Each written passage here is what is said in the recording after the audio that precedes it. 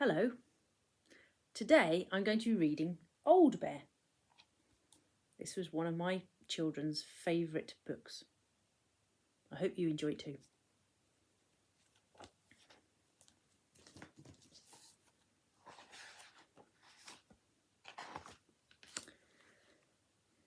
It wasn't anybody's birthday, but Bramwell Brown had a feeling that today was going to be a special day.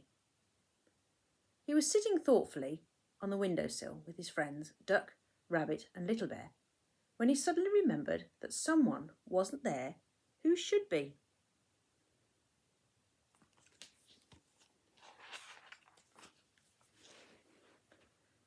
A very long time ago, he had seen his good friend Old Bear being packed away in a box.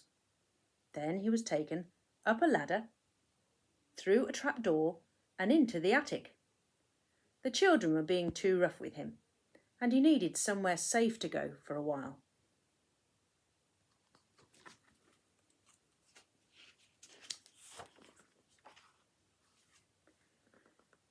Has he been forgotten, do you think?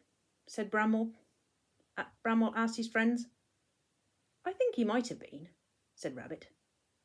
Well, said Little Bear, isn't it time he came back down with us? The children are older now and would look after him properly. Let's go and get him. What a marvellous idea, said Bramwell. But how can we rescue him? It's a long way up to the attic and we haven't got a ladder. We could build a tower of bricks, suggested Little Bear. Rabbit collected all the bricks and the others set about building the tower.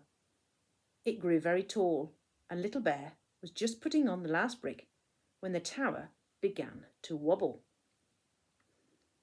Look out, he cried as the whole thing came tumbling down. Never mind, said Bramwell, helping Little Bear to his feet. We'll just have to think of something else.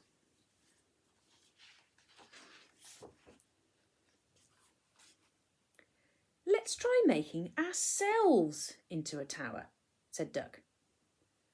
Good idea, said Bramwell.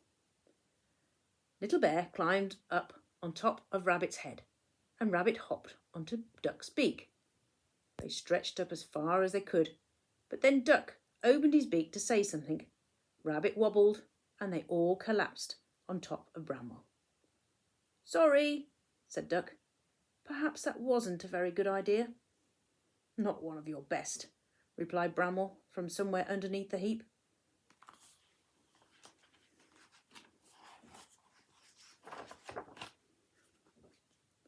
I know, said Rabbit. Let's try bouncing on the bed. Trust you to think of that, said Bramwell.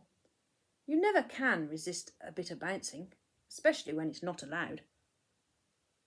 Rabbit climbed up onto the bed and began to bounce up and down. The others joined him.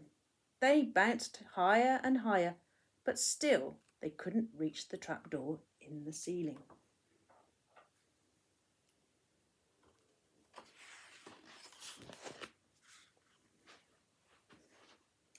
Duck began to cry. Oh dear, he sobbed. What are we going to do now? We'll never be able to rescue Old Bear, and he'll be stuck up there getting lonelier and lonelier forever and ever. We mustn't give up, said Bramwell firmly. Come on, Little Bear, you're good at ideas. But Little Bear hadn't already noticed the plant in the corner of the room.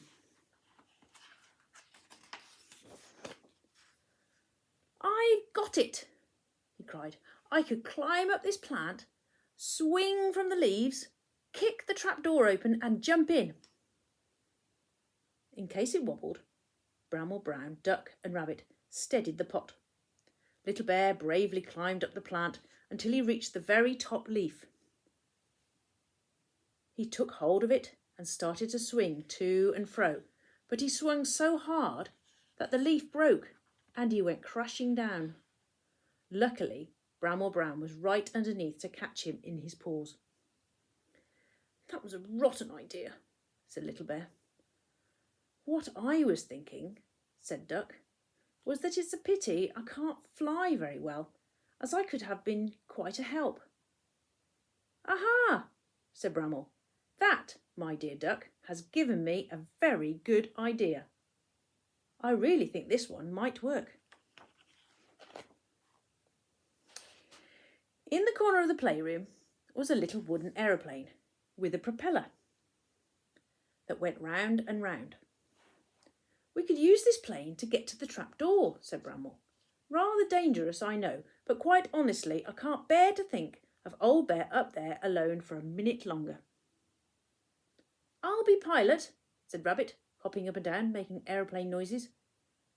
And I'll stand on the back and push the trap door open with my paintbrush, said Little Bear. But how will you get down? Asked Duck. I've already thought of that, said Bramwell, who hadn't really, but quickly did. They can use these handkerchiefs as parachutes, and we'll catch them in a blanket. Bramwell gave Little Bear 2 big handkerchiefs and a torch so that he could see into the attic. Then he began to wind up the propeller of the plane. Rabbit and Little Bear climbed aboard, and Bramwell began the countdown. 5, 4, 3, 2, 1, 0. They were off. The plane whizzed along the carpet and flew into the air. The little plane flew beautifully, and the first time they passed the trapdoor, Little Bear was able to push the lid open with his paintbrush.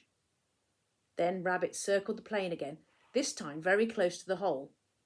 Little Bear grabbed the edge, and with a mighty heave he pulled himself inside. He got out his torch and looked around. The attic was very dark and quiet, full of boxes, old clothes, and dust. He couldn't see Old Bear at all. Any bears in here? He whispered, and stood still to listen. From somewhere quite near he heard a muffled grrr, followed by, Did somebody say something?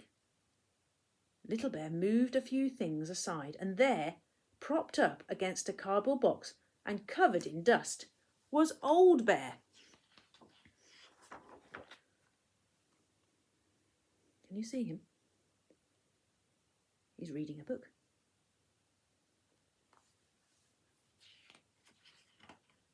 Look how high. Look, down there. Little Bear jumped up and down with excitement. Old Bear! Old Bear! I found Old Bear! He shouted. So you have, said Old Bear. Have you been lonely? Asked Little Bear. Quite lonely, said Old Bear, but I've been asleep a lot of the time. Well, said Little Bear kindly, would you like to come back down to the playroom with us now? That would be lovely, replied Old Bear, but how will we get down? Oh, don't worry about that, said Little Bear. Bramwell has thought of everything. He's given us these handkerchiefs to use as parachutes.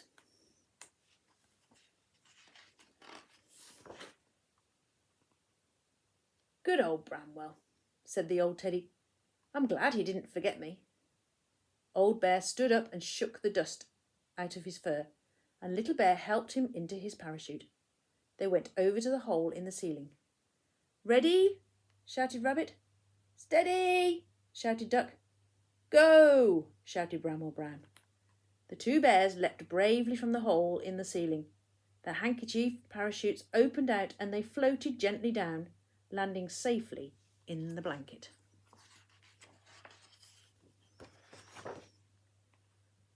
Welcome home, Old Bear, said Bramwell Brown, patting his friend on the back. The others patted him too, just to make him feel at home. It's nice to have you back, they said.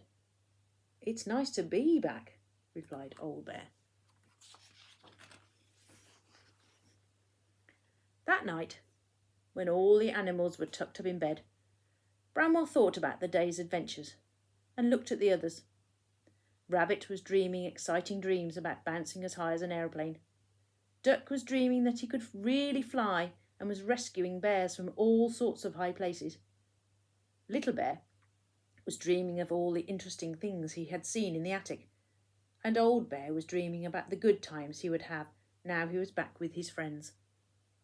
I knew it was going to be a special day, said Bramwell Brown to himself. That's the end of the story. I hope you enjoyed that and have a wonderful World Book Day.